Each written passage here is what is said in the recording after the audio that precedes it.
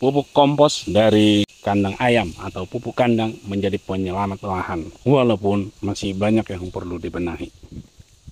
Ada satu daerah di Jawa Timur, tepatnya di Kabupaten Mojokerto, Kecamatan Pacet. Di sini setiap tahun ada 3-4 musim tanam. Musim tanam pertama yaitu di antara bulan Desember sampai Januari, mereka akan menanam padi. Sebagian besar ada juga yang menanam sayuran, menanam tanaman lain. Tetapi sebagian besar lahan di sini akan disulap menjadi lahan sawah pada awal musim hujan, pada kondisi normal, yaitu antara Desember sampai dengan Januari. Nah, ketika panen di bulan Maret April, maka mereka akan menanam tanaman utama, yaitu bawang merah, bawang daun, dan lain-lain.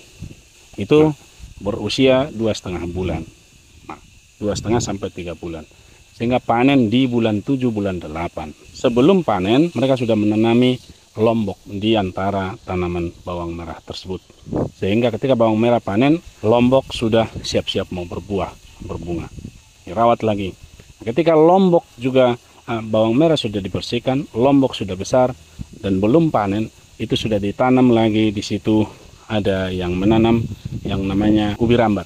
Artinya setiap tahun sepanjang 12 bulan itu bisa terjadi 3-4 kali musim tanam. Yang mau saya jelaskan adalah penggunaan lahan sepanjang tahun tidak pernah berhenti, atau interval penggunanya sangat ketat. Sangat ketat dalam artian kita tidak memberikan kesempatan kepada tanah untuk recovery. Tetapi untuk keberlanjutan ini ke depan ini akan kurang bagus, karena tanah itu mempunyai titik jenuh sehingga perlu diberi istirahat. Walaupun tidak harus istirahat total, dia bisa ditanami dengan sejenis tanaman hijauan atau polong-polongan, kemudian digiling lagi ke dalam tanah. Yang mau saya tunjukkan bahwa di daerah ini petani menggunakan cara yang lebih radikal dan itu bisa masuk di akal. Saya pernah tanya, kenapa petani di sini menggunakan pupuk kandang? Karena itu dulu perjuangan dari teman-teman dari PPL Pertanian, dan itu sangat bagus. Daerah ini juga tergolong di kabupaten ini banyak usaha budidaya ayam petelur maupun ayam pedaging. Nah, pabrik atau peternakan tersebut akan membuang kotoran ayamnya itu ke daerah ini, dan di situ ada harga. Oleh karena itu setiap penanaman habis tanam padi menjelang menanam ke bawang merah atau bawang daun atau tomat, cabai, maka lahan selalu diberikan dengan pupuk dasar menggunakan pupuk kandang. Pupuk kandang yang bercampur dengan sekam padi. Tetapi itu belum sempurna secara fermentasi, dalam artian amoniak masih tinggi di situ. Sehingga di lahan pertanian yang digunakan di daerah ini, maka sebelum lahan diolah, maka pupuk kandang tersebut ditebar. Selanjutnya diberujul atau di traktor, hand traktor, digiling supaya posisi pupuk kandang tersebut berada di dalam tanah. Dan itu dibiarkan, kemudian selanjutnya dibikin gulutan. Dibikin gulutan karena memang di daerah ini sepanjang tahun terjadi hujan. Jadi ketika tanaman tidak dibedeng, maka ditakutkan nanti terjadi terlalu basah, aliran air tidak lancar, sehingga itu digulut, dibuat bedengan, dan di situ bahan organik atau pupuk kandang sudah tertanam, dan itu dibiarkan 3-4 hari baru kemudian bibit ditanam.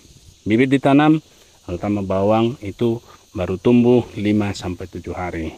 Artinya total adanya pupuk kandang di situ lebih dari 10 hari, dan itu adalah waktu yang cukup, terutama pada lahan yang sehat. Sehat dalam artian kandungan bakteri di dalam tanah masih tinggi. Kandungan bakteri dalam tanah itu dipengaruhi oleh cara pengelolaan petani terhadap tanah garapannya. Jika semuanya hanya dikembalikan dengan menggunakan pestisida, herbisida, insektisida, fungisida, maka ditakutkan bakteri baik di dalam tanah berkurang. Maka kalau itu yang terjadi, ketika bakteri itu minim di dalam tanah, maka waktu 10 hari masa penguraian bahan pupuk kandang tadi dirasa kurang. Tetapi kebanyakan masih bisa, artinya tanah tersebut masih bisa recovery dengan 10 hari. Dan itulah yang terjadi hingga saat ini.